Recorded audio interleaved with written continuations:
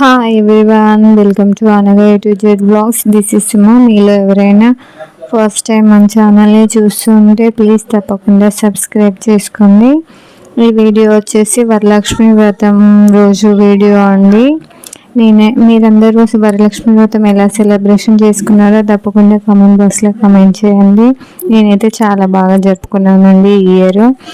నేను వరలక్ష్మి వ్రతం స్టార్ట్ చేసింది 2018లో స్టార్ట్ చేశాను.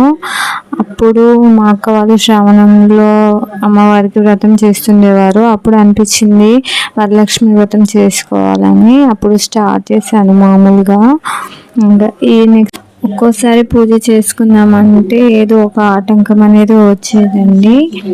కానీ అమ్మవారి పూజ టైం వరకు అన్నీ అరేంజ్ అయ్యేవి. అదేంటో అమ్మ కృపనో ఏంటో తెలియదు, కానీ అన్నీ అప్పటికి రెడీ అయ్యేవి.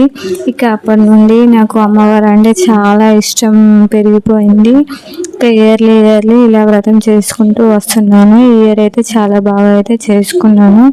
ఇక నా యూట్యూబ్ ఛానల్కి కూడా అమ్మవారి పేరే పెట్టుకున్నానండి, అనగా A to Z బ్లాగ్స్ అని.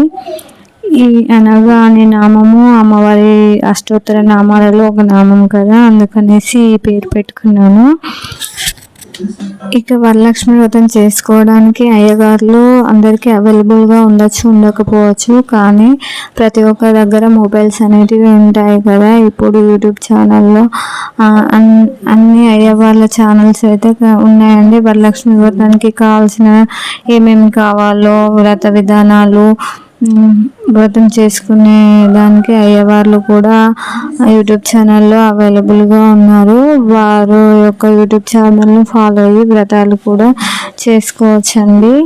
నేనైతే శ్రీ తెలుగు ఆస్ట్రో వారి ఛానల్ని ఫాలో అవుతాను. అందులో అయ్యవారైతే చాలా బాగా వ్రతం జరిపిస్తారండి. నేనైతే ఫస్ట్ నుండి అయ్యవారి వ్రత విధానాన్ని ఫాలో అవుతాను. నేనైతే ఒకటి చెప్పాలనుకుంటున్నానండి. ఎవరు వరలక్ష్మి వ్రతానికి పిలిచినా తప్పకుండా వెళ్ళండి. ఎందుకంటే సాక్షాత్ ఆ పరమేశ్వరుడే అమ్మవారి కోసం ఈ వరం అనేది ఇచ్చాడు. ఇంత వీలైనంత వరకు ఎవరు పిలిచినా తప్పకుండా వెళ్ళండి. ఈ వ్రతం అనేది అంత ఆడంబరంగా చేయాల్సిన అవసరం అయితే లేదండి. ఉన్నవారు చేసుకుంటారు. మనం లేనప్పుడు ఉన్నదానితో చేసుకున్న అమ్మవారి అనుగ్రహం అనేది మనకు తప్పకుండా కలుగుతుందండి.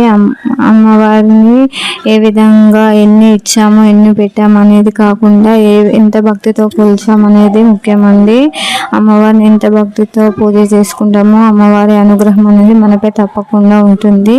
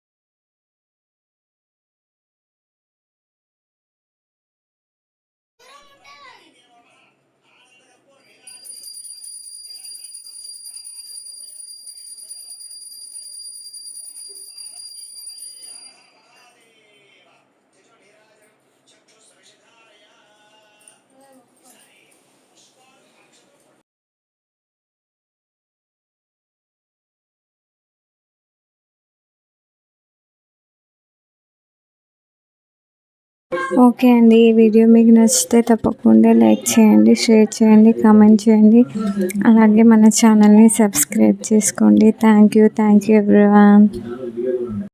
ఎవరికైనా ఈ వ్రతం అప్పుడు ఆటంకం అనేది వస్తే మిగతా ఫ్రైడే కూడా చేసుకోవచ్చు అండి. శ్రావణ మాసం మొత్తం అమ్మవారికి ఇష్టమైన రోజులు కాబట్టి శ్రావణంలో వచ్చే 4 వారాలలో ఏ వారమైనా ఈ వరలక్ష్మి వ్రతం అనేది చేసుకోవచ్చండి.